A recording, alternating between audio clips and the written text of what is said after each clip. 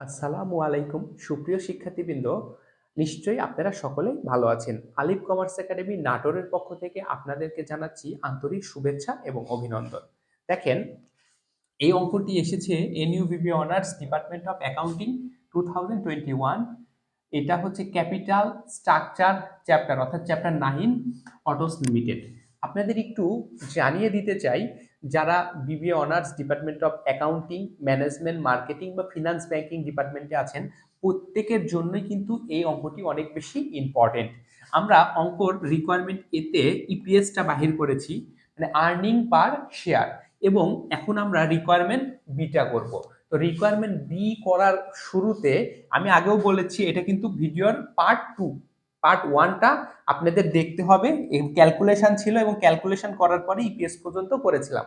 তো সুপ্রিয় শিক্ষার্থীবৃন্দ, যারা ইন্টারমিডিয়েট কমার্স অর্থাৎ ব্যবসায় শিক্ষা আছো, তাছাড়া ব্যবস্থাপনা, অ্যাকাউন্টিং, ফিনান্স ব্যাংকিং আর মার্কেটিং ডিপার্টমেন্টের স্টুডেন্ট, প্রত্যেকটা ইয়ারের আলাদা আলাদা ব্যাচ আলিফ কমার্স একাডেমিতে অ্যাভেলেবল আছে। তো আপনারা যারা পড়তে চাচ্ছেন, ভিডিও ডেসক্রিপশনে দেওয়া নাম্বারে অথবা ইনবক্সে আমাদের সঙ্গে যোগাযোগ করতে পারেন। আসেন অঙ্কটির বাকি অংশ করি। তো রিকোয়ারমেন্ট বিতে দেখেন আমাদের কি বলছিল, বলছিল যে হচ্ছে রিকোয়ারমেন্ট এতে ছিল ইপিএস অফ দ্য কোম্পানি, মানে বার ক্যালকুলেট।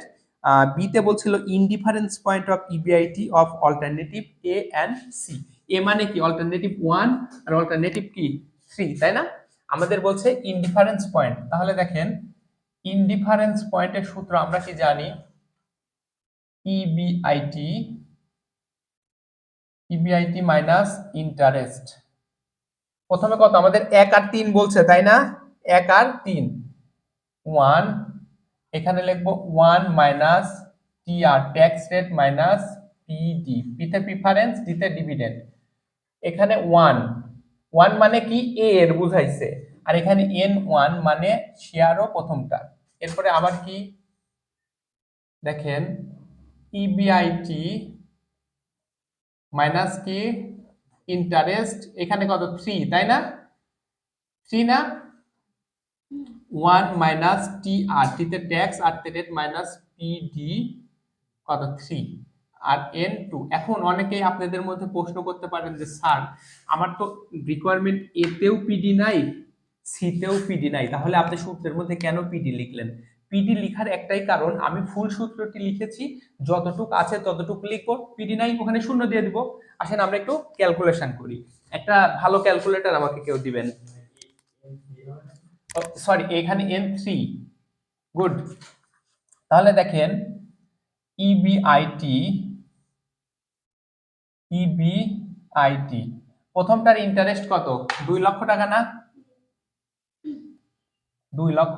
1 মাইনাস ট্যাক্স রেট কত, 50% মানে কি 50, পিডি 0। প্রথমটা শেয়ার কত, 60,000, তাই না?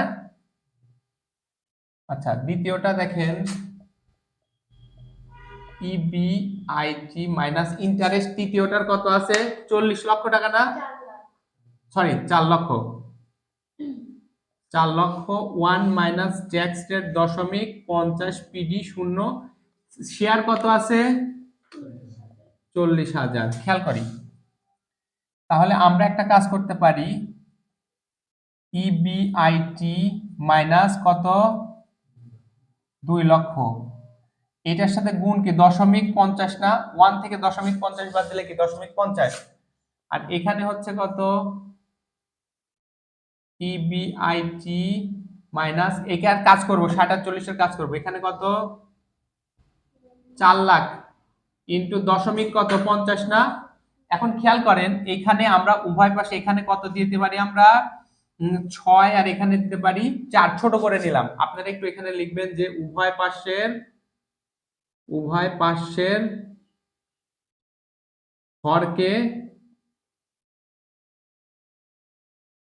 10,000 দ্বারা ভাগ করে। অর্থাৎ খেয়াল করেন, অর্থাৎ আমরা যদি এইটা 10,000 দ্বারা ভাগ করি, 6 10 60,000, 4 10 40,000, অ্যামাউন্টটা ছোট হয়ে আসবে, বাট অ্যান্সার কিন্তু আমাদের ঠিকই হবে।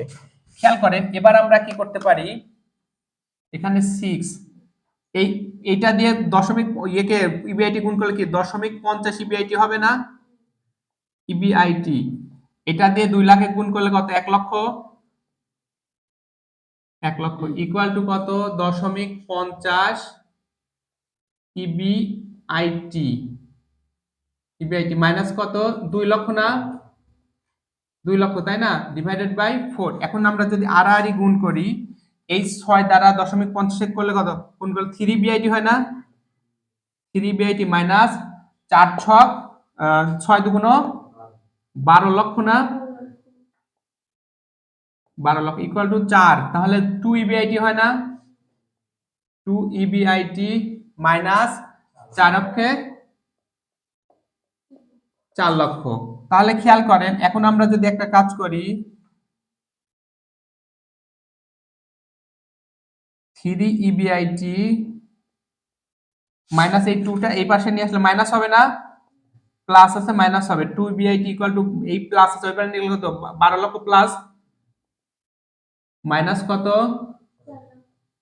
4 লক্ষ। তারপরে দেখেন তাহলে এখান থেকে কত? 3 থেকে 2 বাদ দিলে কি ইবিআইটি হয় না? বা 1 ইবিআইটি, এক কথায় কি ইবিআইটি, বা 3 থেকে 2 বাদ দিলে কত? 1 ইবিআইটি, মানেই তো শুধু ইবিআইটি, শুধু ইবিআইটি না? ইবিআইটি ইকুয়াল টু কত হচ্ছে একটু খেয়াল করেন তো।